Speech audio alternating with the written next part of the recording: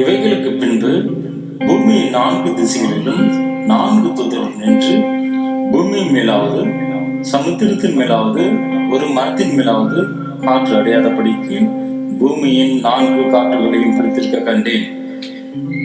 ஜீவன் உள்ள தேவனுடைய முத்திரைக்கோளுடைய வேறொரு தூதன் சூரியன் உதிக்கும் திசையிலிருந்து ஏறி வர கண்டேன். அவன் பூமியையும் சமுத்திரத்தையும் சேதப்படுத்துகிறதுக்கு அதிகாரம் பெற்று அந்த 4 தூதர்களையும் நோக்கி, நாம் நமது தேவனுடைய ஊழியக்காரர்களின் நெற்றிகளில் முத்திரை போட்டு தீர்மானவும் பூமியையும் சமுத்திரத்தையும் மரங்களையும் சேதப்படுத்தாதிருங்கள் என்று மகா சத்தமிட்டு கூப்பிட்டான். முத்திரை போட்டவர்களின் தொகையை சொல்ல கேட்டேன். இஸ்ரவேல் புத்திரத்தினுடைய சகல கோத்திரங்களில் முத்திரை போட்டவர்கள் 144,000 பேர். யூதா கோத்திரத்தில் முத்திரை போடப்பட்டவர்கள் 12,000. ரூபன் கோத்திரத்தில் முத்திரை போடப்பட்டவர்கள் 12,000. காத் கோத்திரத்தில் முத்திரை போடப்பட்டவர்கள் 12,000. ஆசோர் கோத்திரத்தில் முத்திரை போடப்பட்டவர்கள் 12,000. நப்தலி கோத்திரத்தில் முத்திரை போடப்பட்டவர்கள் 12,000. மனசோ கோத்திரத்தில் முத்திரை போடப்பட்டவர்கள் 12,000. சிமியோன் கோத்திரத்தில் முத்திரை போடப்பட்டவர்கள் 12,000. லேவி கோத்திரத்தில் முத்திரை போடப்பட்டவர்கள் 12,000. இசாக்கர் கோத்திரத்தில் முத்திரை போடப்பட்டவர்கள் 12,000. செபிலோன் கோத்திரத்தில் முத்திரை போடப்பட்டவர்கள் 12,000.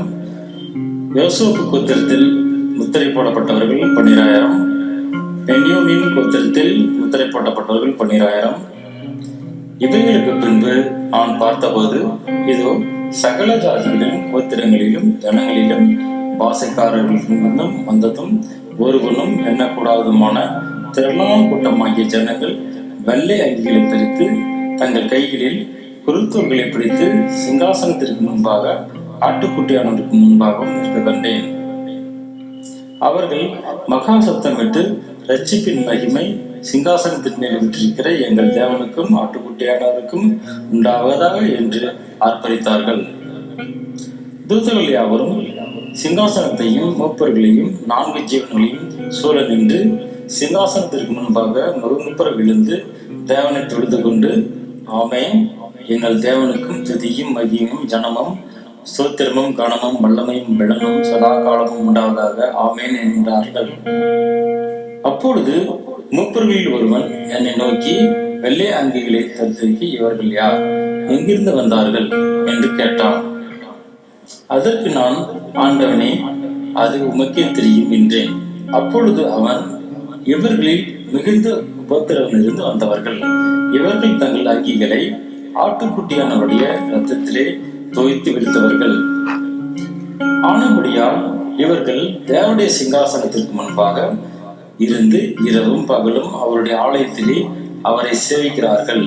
சிங்காசனத்தின் மேல் விட்டிருக்கிறவர் இவர்களுக்குள்ளே வாசமாயிருப்பார்.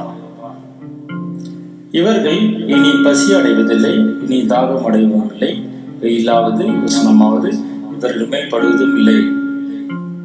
சிங்காசனத்தின் மத்தியில் இருக்கிற ஆட்டுக்குட்டியானவரே இவர்களை மேய்த்து இவர்களை ஜீவ தண்ணீர் உள்ள ஊற்றுகள் அண்டைக்கு நடத்துவார். தேவன் தாமே இவர்களுடைய கண்ணீரை யாவரையும் துடைப்பார் என்றான்.